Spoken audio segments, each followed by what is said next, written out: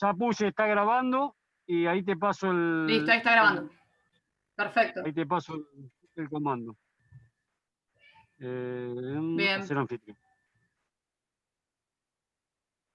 Listo. Bárbaro, Pía. Millón de gracias. Bueno, gracias. No, hasta luego. No, a vos, hasta luego. Bueno, somos poquitas, no la cantidad de la primera parte, no sé si es porque no se conectaron o qué pasó en el camino. Bueno, bienvenidos, bienvenidas a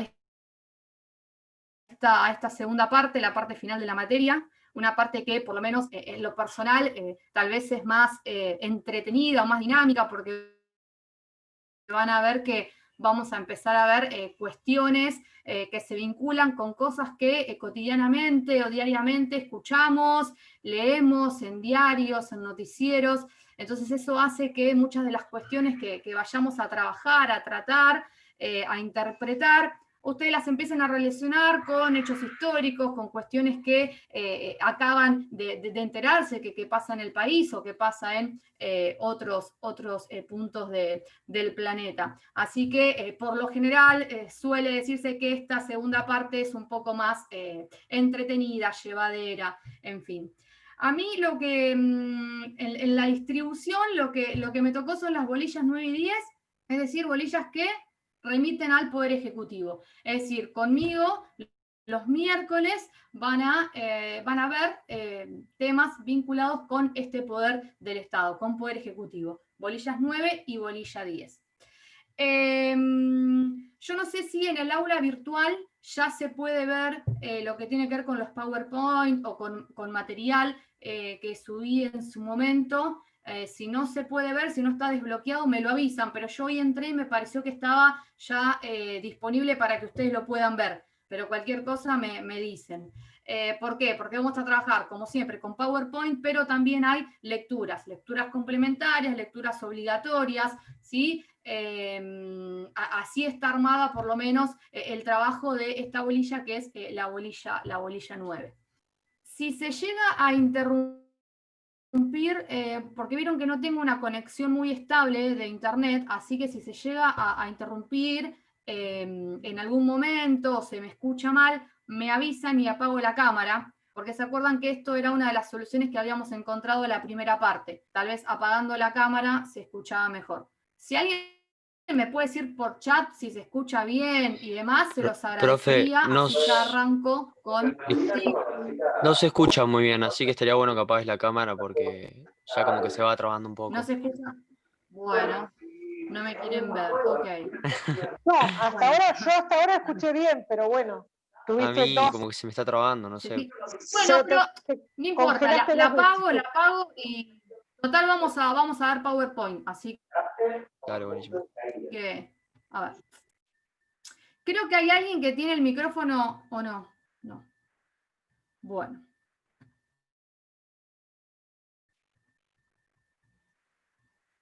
Bien ahí la pantalla compartida, sí. Sí, se ve. Perfecto. Bueno, antes de uno de los primeros puntos que tiene que ver con, esperen porque yo soy muy mala para esto y veo que apareció acá. Alguien escribió algo en el chat. Sí, bien, gracias. Uno de los primeros puntos que tiene que ver o que establece el programa es justamente con Poder Ejecutivo, condiciones de elegibilidad, es decir, qué requisitos debe cumplir una persona para poder ser elegido presidente o vicepresidente.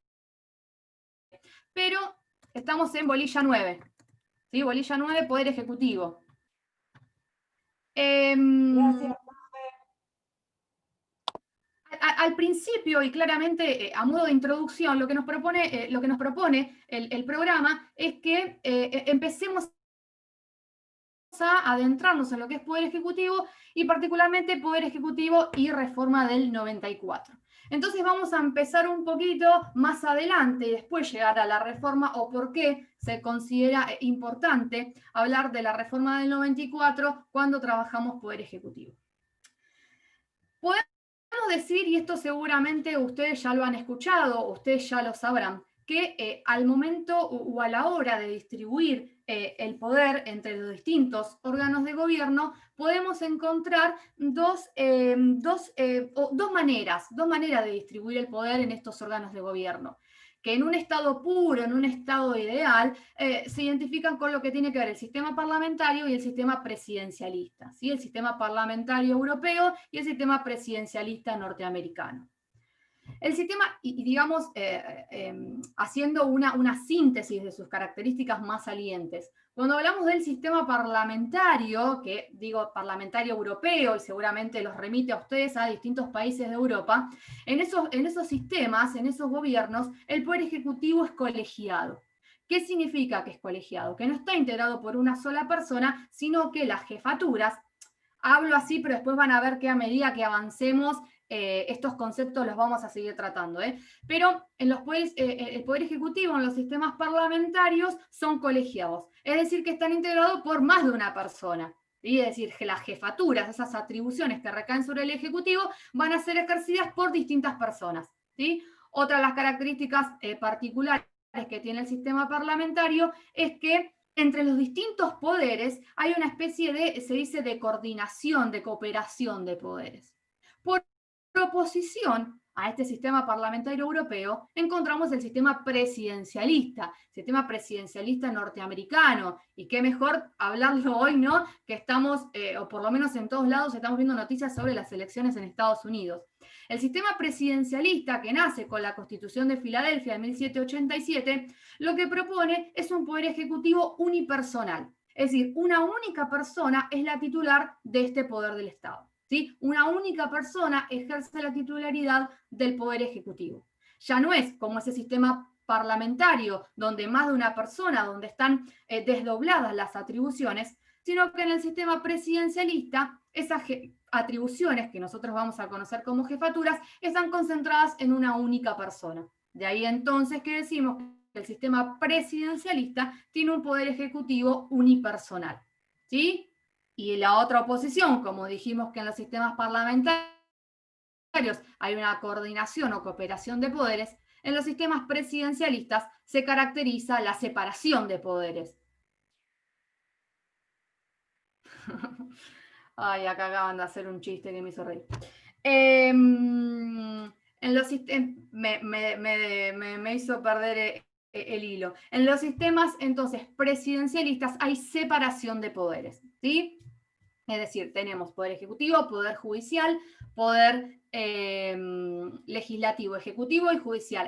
Entre los tres poderes no hay una vinculación, ¿sí? Cada uno van a ser elegidos conforme lo establezca la Constitución y van a trabajar y van a funcionar de manera independiente. Algo que no sucede en los sistemas parlamentarios, donde hay una íntima vinculación entre el poder legislativo y el poder ejecutivo. Claramente Argentina, y esto es un concepto que desde la primera parte lo venimos mencionando, si bien hay algunos autores que plantean una posición contraria, la mayoría de la doctrina coincide en que Argentina tomó como antecedente o como modelo para su constitución la Constitución de los Estados Unidos. ¿Sí? Entonces, al tomar como modelo, como antecedente, replica, ¿sí? Al momento entonces de redactar la Constitución de 1853, replica el sistema presidencialista. Y entonces, dentro de todo lo que copiamos o replicamos de la Constitución norteamericana, el sistema presidencialista es uno de estos ejemplos. Claramente, si vamos a la Constitución, y acá hago un gran paréntesis, para esta segunda parte es sumamente fundamental que estudiemos con la Constitución al lado, ¿sí? Porque van a ver que continuamente vamos a remitir a disposiciones y artículos de la Constitución. Por eso está bueno que cuando yo les menciono un artículo que lo vamos a leer, ustedes lo identifiquen en el texto, ¿sí? No es que pretendo que lo sepan de memoria o lo estudien de memoria, sino que está bueno ya ir familiarizándose con la Constitución. Vamos al artículo 87. El artículo 87 es el que abre, ¿sí?, esta sección dentro de la Constitución. Si nosotros vamos, entonces tenemos que agarramos la Constitución y decimos, bueno, ¿dónde empieza el estudio del Poder Ejecutivo? Vamos a ver que comienza la sección en el artículo 87. El artículo 87 es un artículo clarísimo. ¿Por qué? Porque el artículo 87 dice, el poder ejecutivo de la nación será desempeñado por un ciudadano bajo el título de presidente de la nación argentina. Entonces, no solamente decimos que el fundamento de confirmar o de afirmar que Argentina adopta un sistema presidencialista tiene que ver con esto de que se adopta o se sigue o se replica el modelo norteamericano, sino que en el artículo 87 queda por demás evidenciado, ¿sí? Un ciudadano bajo el título de presidente de la nación argentina. La conexión de internet me anda bastante mal, espero, a ver, voy a abrir la puerta. Pasa que abrir la puerta puede traer una complicación peor, que es que tengo dos nenes chiquitos, entonces no sé si es mejor que se entrecorte o que se escuchen los gritos de los dos. Entonces es como, tenemos que hacer una ponderación ahí. Cualquier cosa, si escucho gritos, cierro la puerta, y si se escucha, si se vuelve a entrecortar, vemos la solución. Vuelvo. Artículo 87, entonces, el comienzo de esta sección, un ciudadano.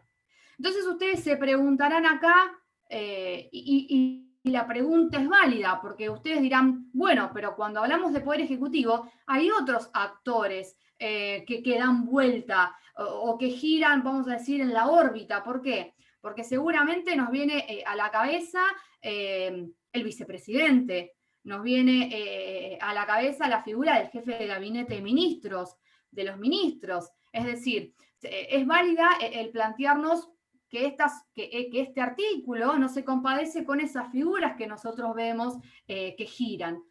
Entonces, lo que decimos es justamente esto, ¿sí? El poder ejecutivo es unipersonal, es monocrático, es decir, una única persona ejerce la titularidad del poder ejecutivo. ¿Quién es esa única persona? El presidente. Después van a haber otros actores, otras figuras, que lo que van a hacer es girar en la órbita del poder ejecutivo, como justamente el vicepresidente, el jefe de gabinete de ministros, los ministros, que vamos a ver cada uno qué rol ocupan, ¿sí? Pero ninguna duda existe que el poder ejecutivo es unipersonal o monocrático. Y esto, después de la reforma del 94, también se han planteado interrogantes distintos autores, porque con la incorporación, ustedes saben que la figura del jefe de gabinete de ministros no es histórica. Es decir, si vamos a la Constitución del 1853 no la encontramos. La figura del jefe de gabinete de ministros se incorpora con la reforma constitucional de 1994. ¿Y esto por qué? Constitución histórica, entonces, 1853 replica el sistema presidencialista norteamericano con un poder ejecutivo unipersonal, una única persona titular del poder. Sistema presidencialista. Ahora, y esto muchos de los autores, incluso Nino lo va a desarrollar de manera excelente, lo que dicen es que en estas tierras, generalmente en toda Latinoamérica y en Argentina en particular, la figura del poder ejecutivo comenzó a crecer en cuanto a potestades, en cuanto a concentración de poder. Entonces se dio un fenómeno particular que se suele bautizar como hiperpresidencialismo. Es decir, lo que se dice que en Latinoamérica en general y en Argentina en particular, lo que sucede es un hiperpresidencialismo, haciendo referencia a que hay un presidencialismo potenciado, ¿sí? Potenciado, ¿en qué significa? En que el Ejecutivo fue concentrando y concentrando y concentrando cada vez más poder. Tan fuerte la figura de este titular del Poder Ejecutivo, que cuando se reforma la Constitución, o cuando se plantea la necesidad, mejor dicho, de reforma de la Constitución, uno de los objetivos de la reforma fue atenuar el sistema presidencialista, ¿sí? La 24.309, si uno la busca y uno la lee, va a advertir que uno de sus objetivos era atenuar el sistema presidencialista. ¿Por qué? Justamente por este fenómeno del hiperpresidencialismo. De hecho, yo creo que esto se los había contado, que en el 85 se crea el Consejo para la Consolidación de la Democracia, El Consejo para la Consolidación de la Democracia, que fue un órgano creado por Alfonsín, se le encomendó una tarea, y la tarea era, bueno, que advierte y que recomiende qué modificaciones había que hacer en el texto supremo. Y en esos dictámenes que justamente emite el Consejo, propone pasar de un sistema presidencialista a un sistema parlamentario mixto, ¿sí? Atenuar el presidencialismo. Y ahí es que propone la incorporación de la figura del jefe de gabinete de ministros. Jefe de gabinete, todo esto lo voy a desarrollar mejor. Finalmente, la 24.300 propone entonces este objetivo de atenuar. Efectivamente se realizan ciertas modificaciones a la Constitución Nacional con el objetivo de atenuar ejemplos: la incorporación de la figura del jefe de gabinete de ministros, la constitucionalización de los DNU, de la delegación legislativa, de leyes. Obviamente que la pregunta que incluso hoy nos hacemos, tantos años que transitaron y que pasaron desde la reforma del 94, la pregunta que hoy nos hacemos es si efectivamente la reforma consiguió el objetivo. Por eso, digamos, es una pregunta que nos vamos a volver a hacer cuando terminemos de ver Poder Ejecutivo. Sí, si efectivamente la reforma del 94 cumplió con su... a ver. ¿Se corta mucho?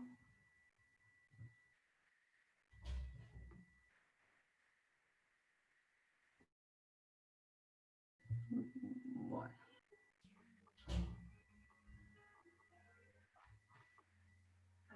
A ver.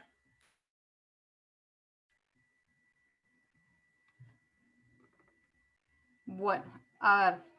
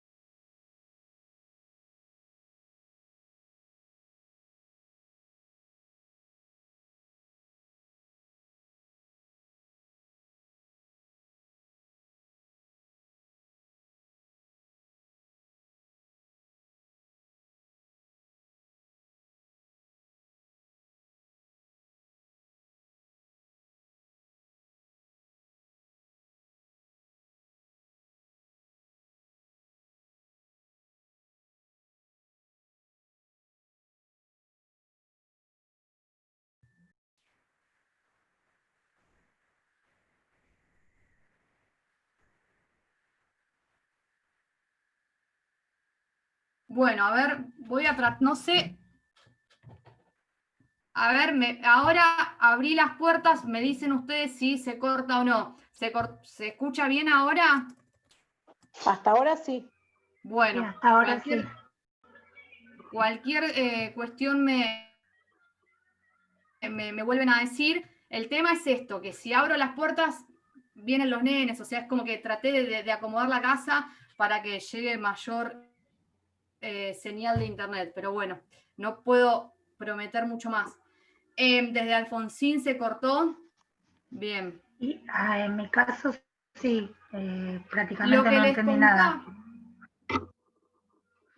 bueno, de se eso de cortó desde ahí. Alfonsín. Ok, bien. Con el gobierno de Alfonsín, puntualmente en el año 1985, se crea el Consejo para la Consolidación de la Democracia. El Consejo para la Consolidación de la Democracia era un órgano que estaba encargado o tenía, digamos, se le había encomendado hacer sugerencias o recomendaciones de reforma del texto supremo. Entonces, el Consejo termina su labor emitiendo 2 dictámenes. En uno de los dictámenes propone pasar de un sistema presidencialista, como había hasta el momento, a un sistema parlamentario mixto.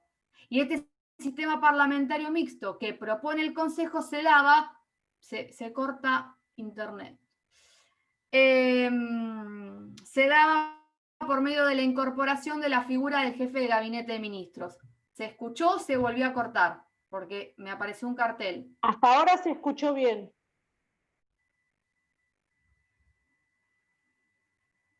Bueno.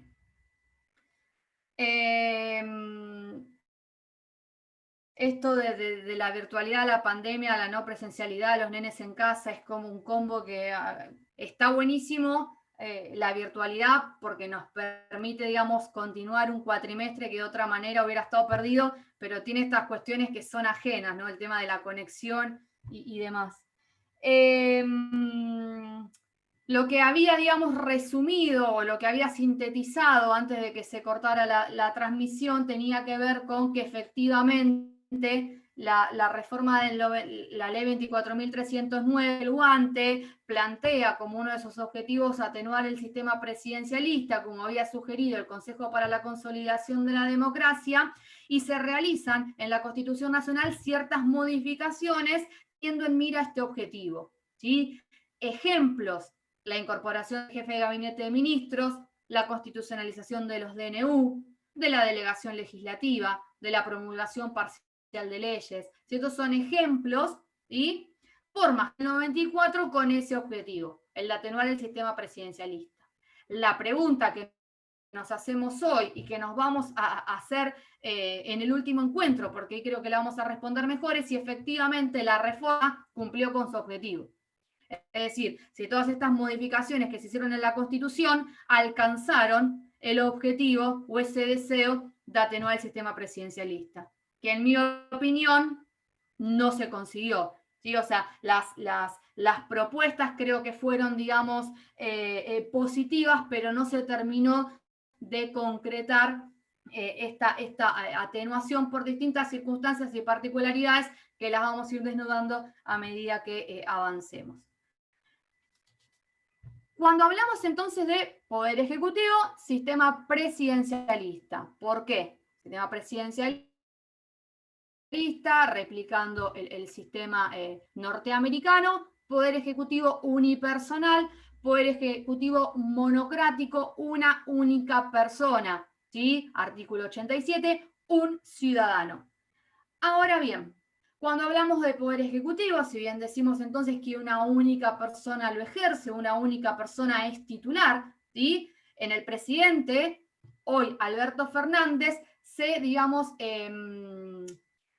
unen un montón de jefaturas. El hoy presidente reúne y conglomera distintas jefaturas. Es jefe de Estado, es jefe de gobierno y es comandante en jefe de las Fuerzas Armadas. ¿Sí? Es decir, no hay un desdoblamiento de jefaturas, no es que él es el jefe de Estado y hay otra persona que es el jefe de gobierno, ¿sí? Sino que él es todo. Esto es un ejemplo de por qué, o esto, digamos, es la explicación de por qué Argentina es un sistema, adopta, mejor dicho, un sistema presidencialista. Ahora, ustedes sabrán que, o recordarán que cuando uno va a votar, lo que vota es un binomio o una fórmula presidencial. ¿Sí? Uno cuando introduce la boleta en la urna, en una elección presidencial, en la boleta del presidente van a ver que elige a tanto y tanto, es decir, a un presidente y a un vicepresidente. Eso se llama fórmula o binomio presidencial. Uno no puede elegir un presidente de un partido político y un vicepresidente de otro, sino que se votan en conjunto. Por eso, cuando hablamos de los requisitos, hablamos de los requisitos del binomio presidencial. ¿Por qué? Porque caben para las dos. ¿Cuáles son los requisitos entonces para poder ser elegida presidente y vicepresidente?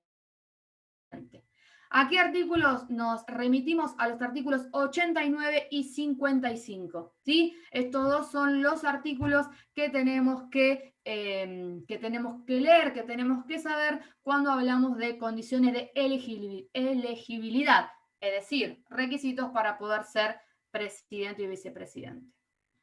El artículo 89 y el artículo 55, mejor dicho, el artículo 89 no es una réplica de su histórico, es decir,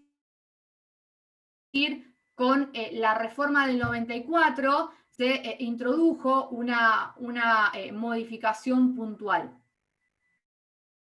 Si uno lee el artículo 89 y el artículo 55, depura dos requisitos, es decir, interpretando y analizando estos dos artículos, se puede advertir que hay dos requisitos para poder ser, o dos son los requisitos para poder ser elegido presidente y vicepresidente. Uno, haber nacido en el país o ser hijo de ciudadano nativo habiendo nacido en el extranjero y tener 30 años de edad. Esos serían los únicos dos requisitos que exige nuestra Constitución para poder ocupar estos cargos de los que estamos hablando. Y acá quiero hacer un paréntesis o contar algo que en el Vox Populi se suele mencionar, que es que muchas veces se cree, o muchas veces, mejor dicho, cuando estudiamos estos artículos, se generan caras de asombro. Bueno, en este momento no puedo apreciar las de ustedes, pero muchas veces hay una creencia popular de que para ser presidente o vicepresidente hay que ser abogado o abogada, o mínimamente hay que ser universitario, o mínimamente la Constitución establece un requisito de este índole educativo, educacional. No, la realidad es que estos dos requisitos que acabamos de mencionar son los únicos que la Constitución establece, ¿sí? Pero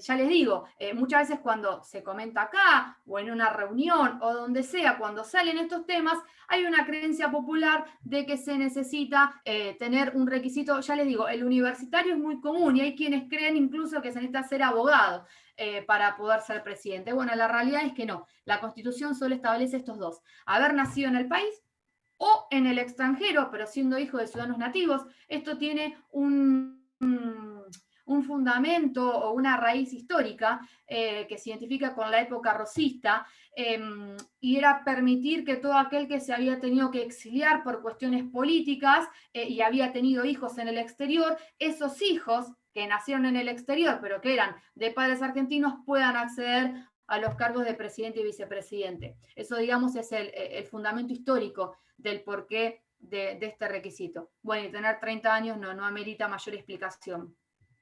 Ahora, si ustedes leen el artículo 55, van a encontrar otro requisito que les va a llamar seguramente la atención y que tiene que ver con un famoso ingreso económico, ¿sí? Nos habla de que ese candidato tiene que tener una renta anual de 2.000 pesos fuertes o entrada equivalente. ¿Cuántos serían 2.000 pesos fuertes hoy en pesos? La verdad que no lo sé. En alguna oportunidad he tratado de ver si lo podía convertir, pero era imposible porque nada, o sea, es imposible hacer la conversión. Pero bueno, una vez me lo consultaron y dije, bueno, a ver si puedo. No. La Constitución lo mantiene al artículo 55. Muchos plantean que la reforma lo tendría que haber eliminado. No lo eliminó, pero decimos que operó una mutación constitucional por sustracción, porque claramente no puede exigirse este requisito económico, ¿sí? Sería totalmente un requisito discriminatorio, por eso se plantea que erróneamente la reforma no lo eliminó, la reforma lo dejó, habiendo tenido la posibilidad de sacarlo, no lo hizo.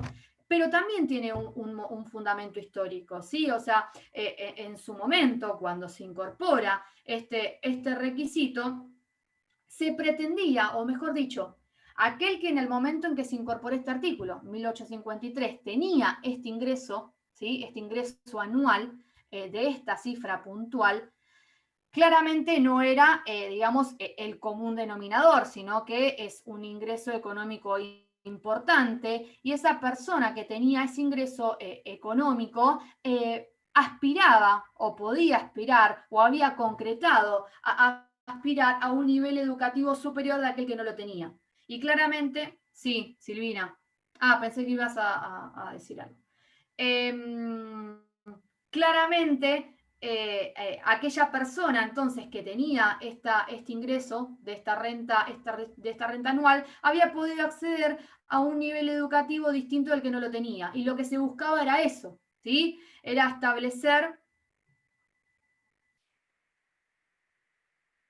establecer un requisito cultural, un requisito educativo. Es decir, no pedimos, no sé, secundario completo, no pedimos nivel universitario, pero sí pedimos este ingreso anual. ¿Sí? El fundamento, entonces, de este requisito tenía que ver con eso, que aquella persona que tenía el ingreso económico seguramente tenía un nivel educativo importante. Ya, como lo dije, si bien la reforma no lo eliminó, el requisito hoy no se aplica. Solamente hoy tenemos dos requisitos: haber nacido acá o en el extranjero, pero de padres argentinos, y tener 30 años. La reforma, como les dije, sí elimina un requisito. ¿Por qué? Porque el artículo 89, antes artículo 76, este artículo 76 establecía otro requisito, que era que ese candidato o candidata tenía que pertenecer a la Comunión Católica Apostólica Romana. ¿Sí? Entonces, antes del 94, no solamente había que nacer acá o en el extranjero de padres argentinos y tener 30 años, sino ser católico. ¿Sí? Ese requisito, con la reforma del 94, se elimina. Y esta eliminación del requisito es una consecuencia natural de este avance que hizo la reforma del 94 hacia una mayor libertad de cultos, hacia una mayor libertad religiosa.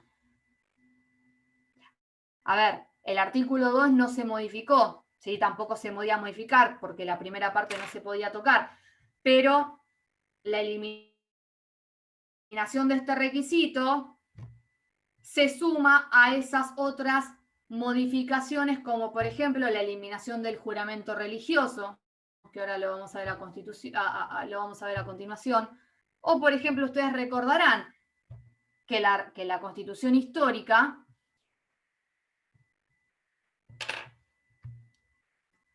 ahora estamos a ver, No, ¿qué artículo antiguo eliminaba 76. el requisito? ¿Perdón? ¿Qué artículo eliminaba el requisito de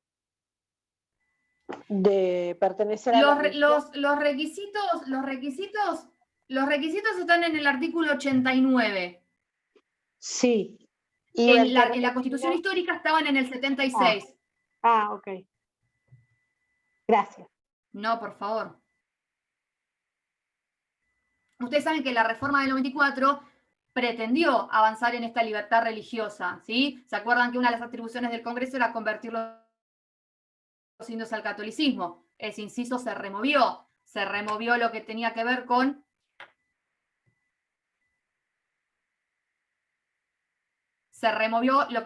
el juramento religioso, que ahora lo vamos a ver, Pablo.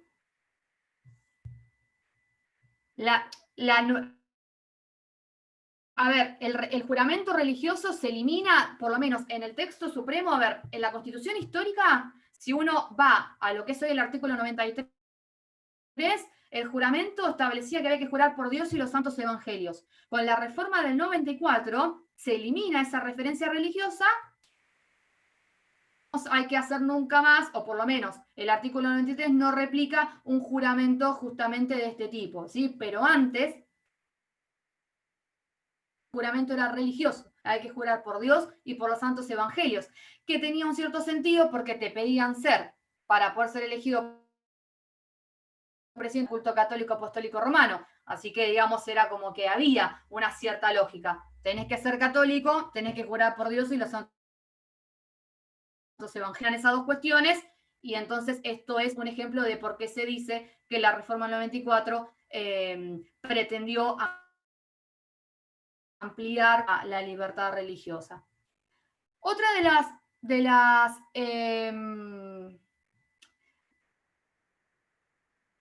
el caso de Menem, van a ver que cuando veamos el Poder Ejecutivo, Menem es un personaje bastante recurrente, porque siempre lo podemos citar en todos los temas.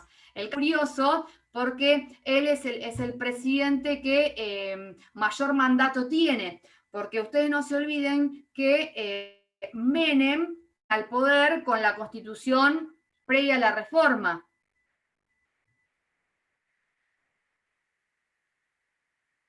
Menem asume antes del 94 su primer mandato, ¿sí? Entonces, primero hace un mandato de 6 años y después en la hace ese mandato de 4, claro.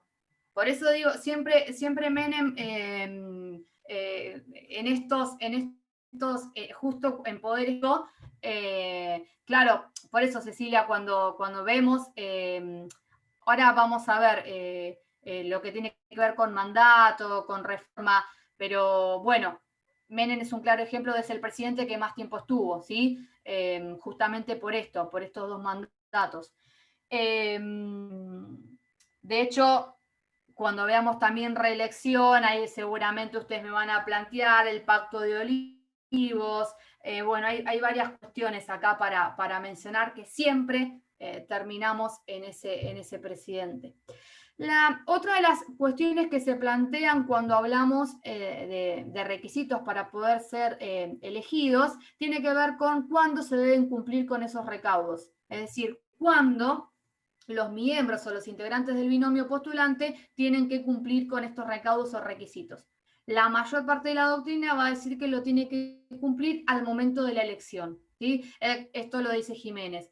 Mejía, por ejemplo, lo que dice es que los aspirantes o las aspirantes tienen que cumplir con esos recaudos o requisitos al momento en que presentan sus candidaturas para oficializar. Es decir, al momento en que se presenta para oficializar la fórmula, ahí tienen que estar cumplidos con los requisitos. A ver, el único requisito que puede estar o no cumplido es el de 30 años, porque nacer en el país o nacer en el exterior claramente va a estar satisfecho siempre. Pero bueno, la duda es cuándo tenés que tener 30 años, ¿sí? Cuando decidís me voy a postular, cuando se candidatura, al momento de la asunción, porque hay quienes también establecen que vos podés saber transitar lo que tiene que ver la elección con 29 años, pero si al momento de la asunción, suponte que la fórmula gana, al momento de la asunción del cargo tenés los 30, ahí estaría bien. ¿Sí? Esto es una discusión que se ha generado. ¿Desde cuándo hay que cumplir con este requisito? La mayor parte de la doctrina va de la mano con el doctor Jiménez, que sostienen que deben cumplir los requisitos al momento de la elección. Pero bueno, también les quiero comentar que hay otra que dice que al momento de la asunción del cargo. ¿Cuánto dura el mandato de este binomio? Con la reforma del 94 se acorta el mandato del binomio presidencial. Porque antes de la reforma, ¿sí? El presidente y vicepresidente duran 6 años.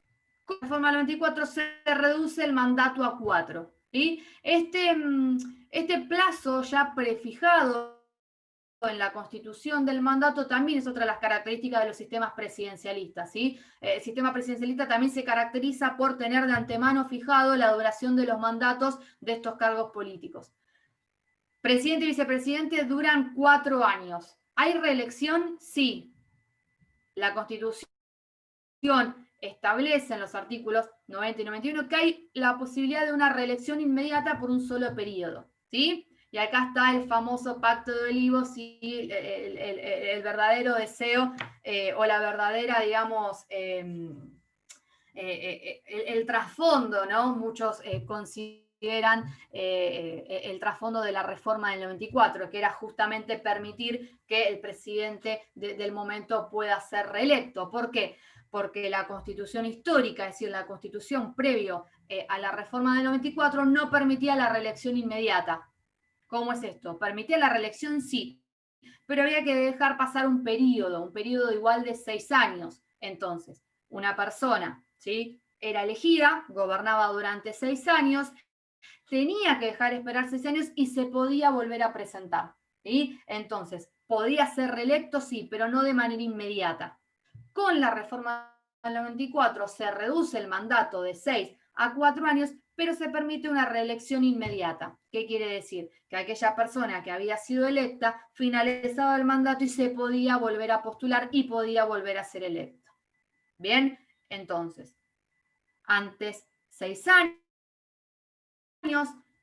y una imposibilidad de una reelección inmediata, luego de la reforma 94, 4 años y posibilidad de una reelección inmediata por un solo periodo consecutivo. El presidente y el vicepresidente, entonces, tienen un mandato de 4 años que expira el día en que esos 4 años terminen. Es decir, el presidente y el vicepresidente no pueden invocar alguna causal, por ejemplo, una enfermedad. No pueden decir, bueno, yo estuve enfermo durante todo un año en cama y no pude gobernar, que se me extienda ese mandato de 4 años a 5. No. ¿Por qué? Porque el pueblo elige mediante el sufragio a esos representantes, ¿sí?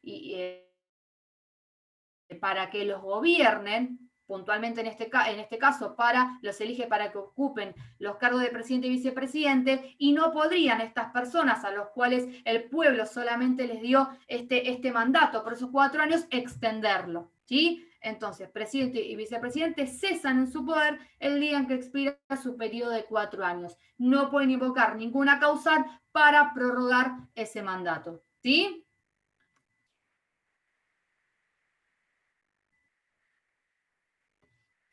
Otra de las cuestiones que plantean estos primeros puntos de la bolilla 9 tiene que ver con lo que es remuneración, con lo que es juramento, con lo que es incompatibilidades. En cuanto a la remuneración, acá hablamos de lo que son los artículos 92 y 93. En lo que tiene que ver con remuneración, el Congreso fija las remuneraciones del presidente y vicepresidente, y esa remuneración va a ser solventada, va a ser pagada por el Tesoro de la Nación, ¿sí? Artículo 4 de la Constitución, que no puede ser alterada en ese periodo justamente para asegurar la independencia de los poderes. También hace referencia a la Constitución a una suerte de incompatibilidad, porque no pueden ejercer otro empleo ni recibir otro tipo de emolumento, o sea, de remuneración. Y acá esta cuestión que mencionamos al principio del juramento.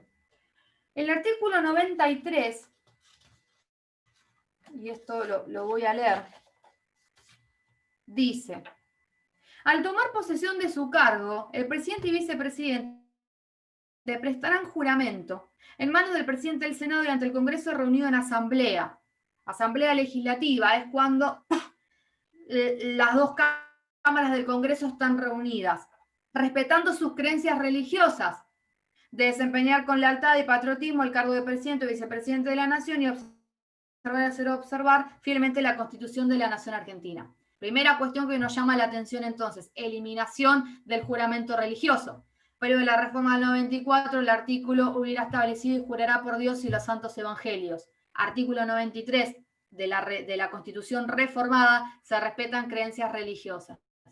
Ahora, lo que yo quería marcar respecto del juramento es que no es un acto, simbólico, ritualista para la foto, ¿sí? Los autores van a mencionar la importancia del juramento como un acto constitutivo del cargo.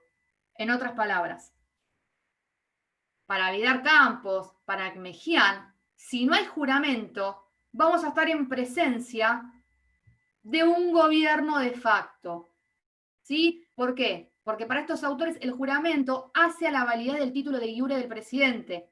Es decir, sin juramento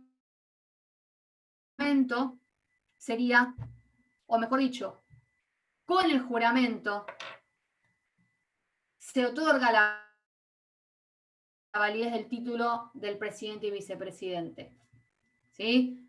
Juramento, presidente y vicepresidente de iure. No hay juramento, presidente y vicepresidente facto. ¿Sí? Esto lo quería marcar porque entonces no es opcional, no es para la foto, no es, bueno, simple un ritual, digamos, de ceremonia. No, es constitutivo del cargo. ¿Bien? Entonces,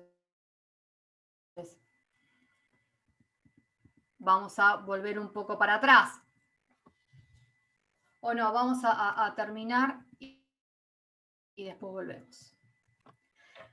Al principio hablamos de lo que son las condiciones para poder ser elegido presidente y vicepresidente, y estamos haciendo mención a este famoso binomio, a esta famosa fórmula presidencial. Es decir, ¿por qué? Pues está integrado por dos personas, presidente y vicepresidente. Ahora, ¿cuál es el rol del vicepresidente? ¿Sí? ¿Qué funciones cumple el vicepresidente? Primera cuestión que llama la atención es que si uno va a la Constitución, si yo les digo ahora, un simple ejercicio, busquen en la Constitución el artículo que establece las atribuciones del vicepresidente. Bueno, saludos, Pablo. Queda grabada la clase, así que después podés buscarla. De todas maneras, este Power está subido. Si yo ya les digo, hacemos un simple ejercicio, les digo, busquen en la Constitución un artículo que establezca las atribuciones del vicepresidente y hasta que no lo encuentren, no volvemos a dar la clase, se nos va a pasar los minutos. ¿Por qué? Porque no hay un artículo dentro de la Constitución que establezca atribuciones del vicepresidente, dos puntos, como si hay, por ejemplo, artículo 99, artículo 100, atribuciones del jefe de gabinete de ministros, ¿sí? Que van a estar ahí detalladas en un montón de incisos, atribuciones puntuales. No hay del vicepresidente, ¿sí? Entonces, nuestra Constitución no contempla una disposición, es decir, no tiene un artículo que establezca atribuciones detalladas, pero sí, a lo largo de su articulado, vamos a encontrar que dos son las atribuciones constitucionalmente otorgadas al vicepresidente. Es decir, no hay un artículo que establezca en incisos atribuciones, pero sí hay, podemos decir, dos artículos que separados, diseminados, que establezcan atribuciones. Justamente eso, Mateo, es lo que voy a decir. Por eso quise hacer esa aclaración. No es que en la Constitución no se establezcan atribuciones del vicepresidente. Lo que quise decir es que no hay un artículo puntual que establezca muchas atribuciones, ¿sí? Esa salvedad es la que quise hacer. No, por favor, bienvenidos todas las intervenciones. Por un lado, como dijo Mateo, por un lado, el vicepresidente en una función habitual, es decir, que la tiene siempre, es presidente de la Cámara de Senadores, ¿sí?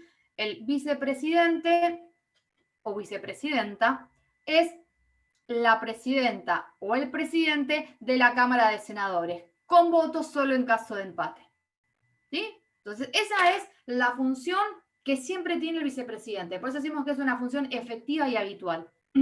Ahora, hay otra, y la encontramos, como dijo el compañero, en el 57. Ahora, hay otra función que es transitoria, esporádica, excepcional, que la encontramos en el artículo 88, que es la de reemplazar al presidente. Entonces, las funciones del vicepresidente son dos: presidir la Cámara de Senadores, reemplazar al presidente. ¿Sí? Pero esa es una función que tiene excepcional y extraordinaria, ¿sí? La de ocupar la titularidad del Poder Ejecutivo. Artículo 88, lo que se conoce con el nombre de acefalía, y ya lo, o no, depende del autor. No, esto tómenlo con pinza.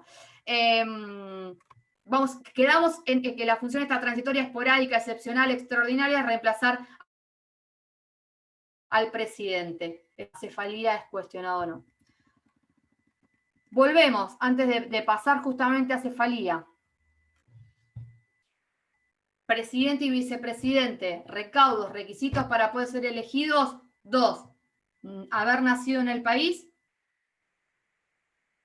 o haber nacido en el extranjero, pero ser hijo de ciudadano nativo y tener 30 años. Nada más. Antes de la reforma sí había otro requisito religioso, pero la reforma lo eliminó. ¿Cuánto dura el mandato de este binomio o de esta fórmula presidencial? 4 años. ¿Hay reelección inmediata? Sí, por un solo periodo consecutivo. Antes de la reforma, 6 años y no había posibilidad de reelección inmediata. ¿Podían ser elegidos? Sí, pero había que dejar pasar un periodo, un intervalo de un periodo. Abajo van a ver que yo les señalo los artículos. Remuneración, incompatibilidad, artículo 92. ¿Quién fija el sueldo? ¿Quién lo paga? ¿Qué incompatibilidades tiene de recibir otros emolumentos? Juramento. Requisito para la validez del título. Eliminación de juramento religioso. Ahora es un juramento que respeta creencias religiosas. ¿Sí? Funciones, atribuciones del vicepresidente. 57. Presidir la Cámara de Senadores con votos solo en caso de empate. Transitoria, esporádica, excepcional, extraordinaria. Reemplazar al presidente cuando el presidente no esté. Primera parte del artículo 88. ¿Vamos bien? ¿Seguimos un ratito más? Sí, profe. Sí, Ya bárbaro. se durmieron todos. Bien. Lo bueno de tener las camaritas apagadas es que si están durmiendo yo no me doy cuenta.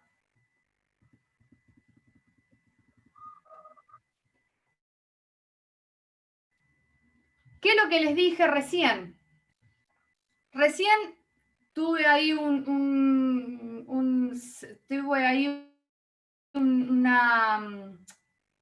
cuando hablábamos de las atribuciones esporádicas o excepcional del vicepresidente, mencioné un término, un concepto que es justamente acefalía. Me traicionó un poco la ansiedad que me caracteriza. ¿Por qué? Si ustedes leen el artículo 88, yo lo voy a buscar. ¿Todos tienen la Constitución al lado? Sí, Bien. Sí, profe. Es fundamental la Constitución. Vamos al artículo 88, que van a ver que es el artículo último que nos queda para terminar con este capítulo. Ya vimos todos los artículos del primer capítulo. Bien, el artículo 88. En caso de enfermedad, hospital, muerte, renuncia o destitución del presidente, el poder ejecutivo será ejercido por el vicepresidente de la nación. ¿Sí? Entonces, ahí tenemos esta atribución esporádica, excepcional, que la Constitución le concede al vicepresidente. ¿Sí? Si ustedes, este artículo 88 es el artículo que nos introduce en el estudio de la cefalía. Y ustedes, depende del autor que lean, van a ver que ya este primer supuesto del artículo 88 lo consideran acefalía, o una cefalía parcial. Lo explico mejor. A ver. Vuelvo un poco para atrás. ¿Qué significa acefalía? Acefalía es un término que proviene del griego y que significa sin cabeza o privado de cabeza. Eso es lo que significa la palabra cefalía. Si llevamos esta definición a lo que es poder ejecutivo, un razonamiento lógico nos va a decir, si acefalía significa sin cabeza o privado de cabeza, y la única persona que es titular del Poder Ejecutivo es el presidente, acefalía solamente va a haber cuando no hay presidente. ¿Sí?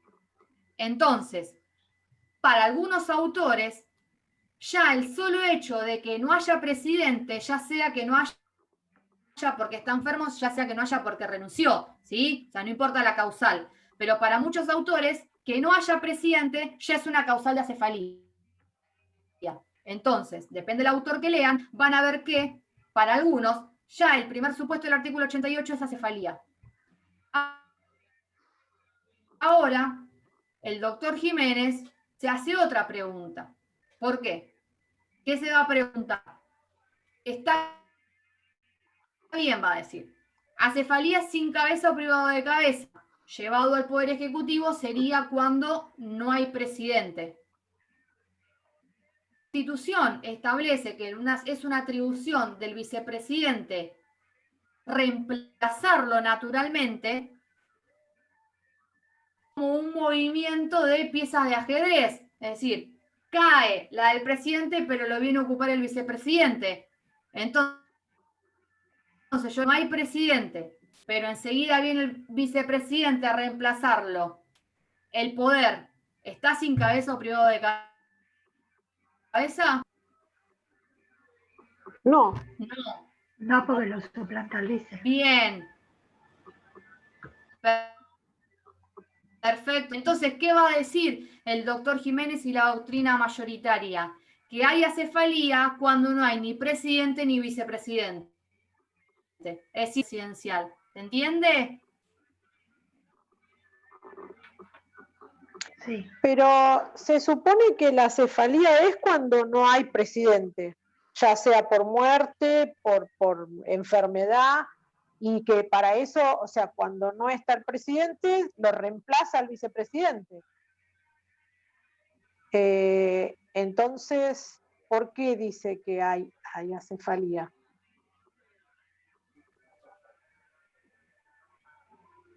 Lo que vos estás comentando es la primera parte del artículo 88, ¿sí? La primera parte del artículo 88 en el cual no hay presidente, ya sea por la causal que sea, pero hay vicepresidente en funciones. Sí. Si el presidente está en funciones frente a la ausencia de presidente, ahí no hay acefalía.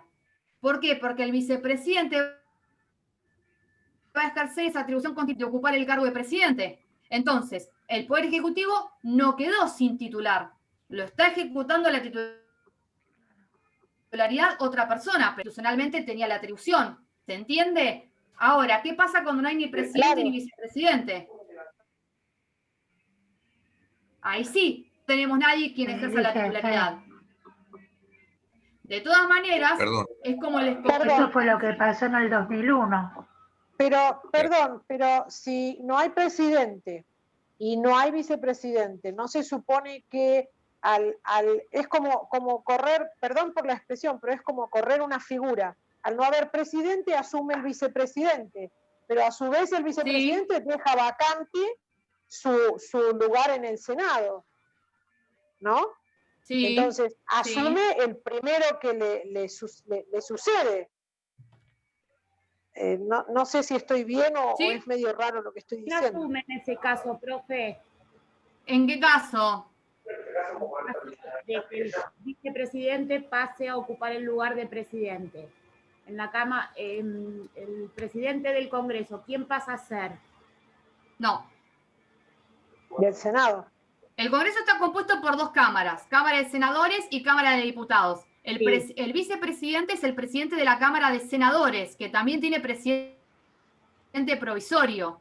Es decir, depende del reglamento y a quien elijan será el que ejerza la titularidad, o sea, que será quien ejerza la presidencia de la Cámara. Perfecto. Gracias.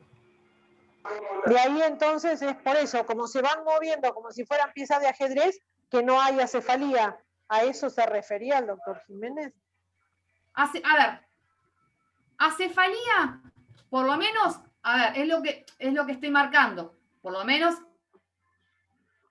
en la concepción esta que nosotros estamos mencionando, que es la del doctor Jiménez y la que comparte la mayoría. Acefalía en el sistema constitucional argentino se daría únicamente en el supuesto del artículo 88, segunda parte. Vamos a leer el artículo 88, segunda parte. En caso de destitución, muerte, dimisión o inhabilidad del presidente y vicepresidente de la Nación, el Congreso determinará qué funcionario público ha de desempeñar la presidencia hasta que haya cesado la causal de la inhabilidad o un nuevo presidente sea electo. Es decir, para gran parte, para la doctrina mayoritaria, acefalía en el sistema constitucional argentino se da únicamente en el supuesto segundo del artículo 88. ¿Por qué? Porque acefalía es cuando nadie puede ocupar el cargo de presidente. ¿Por qué? Porque el vicepresidente tampoco está en funciones. Imagínense, el presidente renuncia y no tenemos vicepresidente. Vamos al 2001. De la Rúa renuncia y no había vicepresidente. Eso es acefalía, porque ¿quién ocupa? Ahí sí que el Poder Ejecutivo está sin cabeza o privado de cabeza.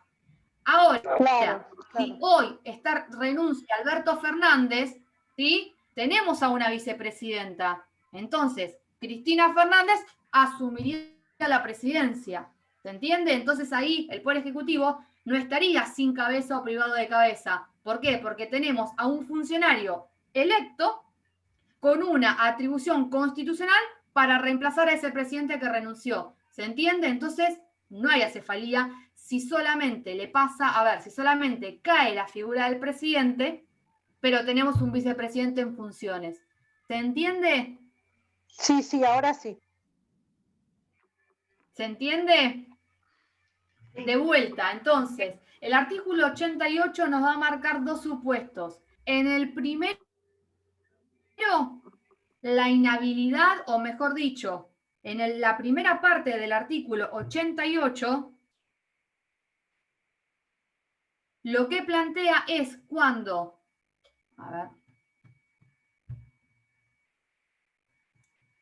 la primera parte del artículo 88 dice no tenemos presidente, olvídense de la causal, pero la primera parte del 88 nos dice no tenemos presidente, pero sí tenemos vicepresidente. ¿Hay acefalía? No. ¿Por qué? No tenemos presidente, tenemos vicepresidente. Vicepresidente ejerce la titularidad del Ejecutivo.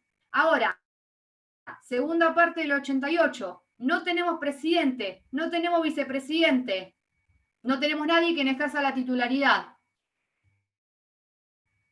¿Sí? Entonces, cuando hablamos de acefalía en derecho constitucional argentino, segunda parte del artículo 88. Entonces, cuando el Ejecutivo queda desprovisto de un titular ordinario.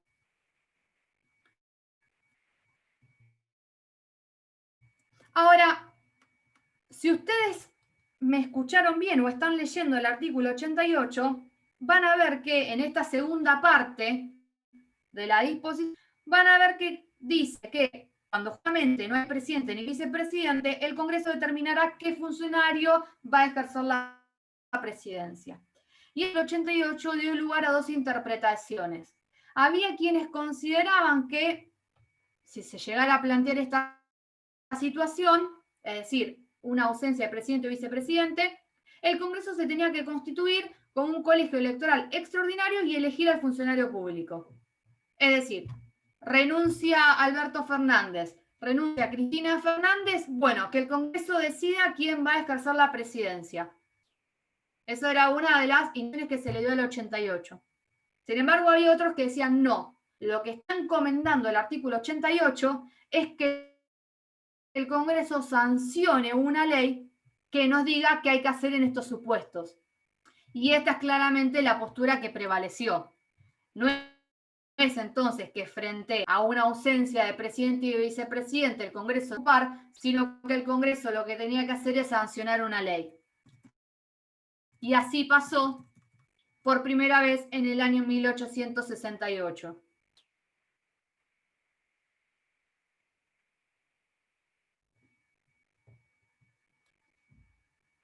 Y la sanción de la ley 252, que fue la primera ley de acefalía, responde a un hecho histórico. Y esto es porque en 1868 fallece el vicepresidente Marcos Paz, y Marcos Paz estaba a cargo de la presidencia porque Mitre estaba justamente en la guerra contra el Paraguay. Había ausencia del presidente porque estaba en la guerra contra el Paraguay y el vicepresidente fallece. Entonces los ministros se dan cuenta que el presidente no estaba, el vicepresidente había fallecido. ¿Qué hacían? Los ministros ahí lo que hicieron es llevar adelante los actos de la administración. Cuando volvió Mitre los refrendó, es decir, los aprobó, le prestó conformidad, pero dijeron, bueno, algo hay que hacer para ver qué solución damos si esto vuelve a suceder. Y entonces es que el 19 de septiembre de 1868 se sanciona la primera ley de acefalía, que es la 252.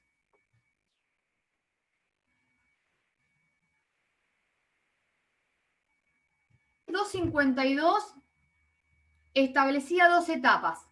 ¿Qué decía la ley 252?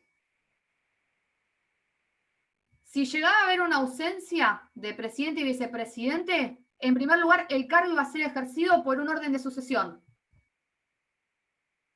Presidente provisorio del Senado, presidente de la Cámara de Diputados, presidente de la Corte Suprema. Es decir, no hay ni presidente ni vicepresidente, bueno, momentáneamente ocupa estas personas el cargo y tenía que seguirse esta lista, este orden, ¿eh? No es que, bueno, vamos al presidente de la Corte, no, el orden es presidente provisorio del Senado, presidente de la Cámara de Diputados, presidente de la Corte Suprema. Y este funcionario, ¿sí?, que debía elegirse de acuerdo a este orden de sucesión, tenía que convocar dentro de los 30 días a nuevas elecciones presidenciales. ¿Sí? Esto en el caso de, obviamente, que la ausencia del binomio era definitiva. Supongamos entonces que hay una renuncia del presidente y del vicepresidente. Bueno, nos fijamos si tenemos presidente provisorio del Senado. ¿Lo tenemos? Bien. Si no lo tenemos, nos fijamos si hay presidente de la Cámara de Diputados o si hay presidente de la Corte Suprema. Y este funcionario debía convocar a elecciones presidenciales. Ahora, en el año 75 se deroga la ley.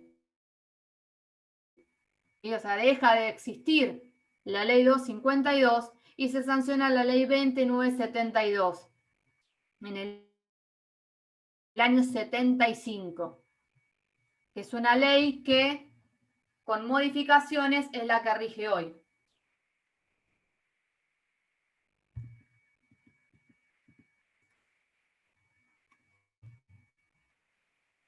La ley 2972, modificada por la 716, mantiene el orden de sucesión de la 252, es decir, frente a la ausencia del presidente y del vicepresidente, hay que respetar ese orden sucesorio, presidente provisorio del Senado, presidente de la Cámara de Diputados, presidente de la Corte Suprema.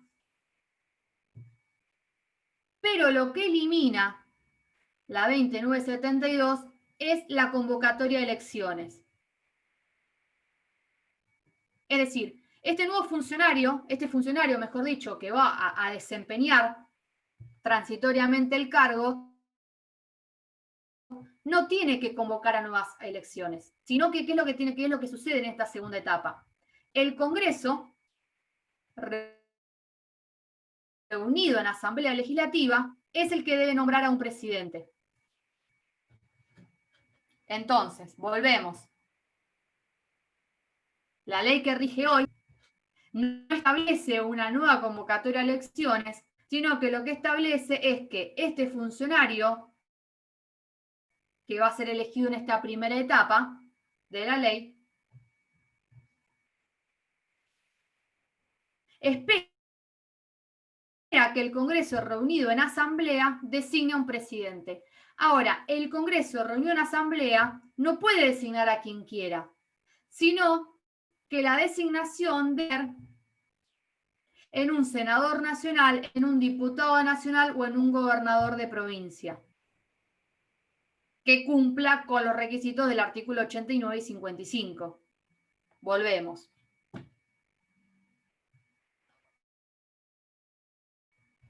La ley actual que regula los supuestos de acefalía, lo que establece es que acaecida acefalía, es decir, cuando hay una ausencia del binomio presidencial, en una primera etapa,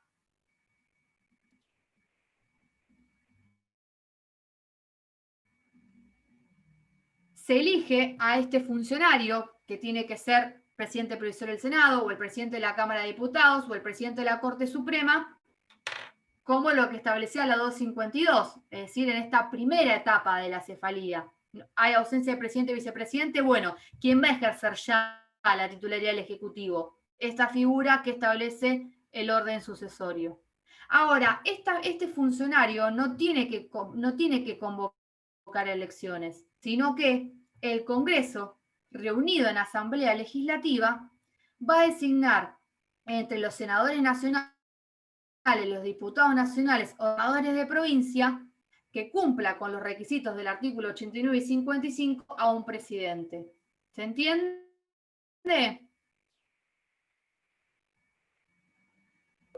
Sí. Entonces, no se convoca elecciones, sino que el Congreso va a ser el que elija al presidente.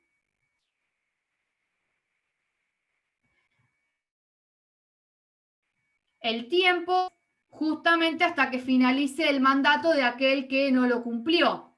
Es decir, esta persona que se designe se va a desempeñar en el cargo hasta que culmine el mandato de aquel binomio o fórmula que renunció, que estaba inhabilitada o demás.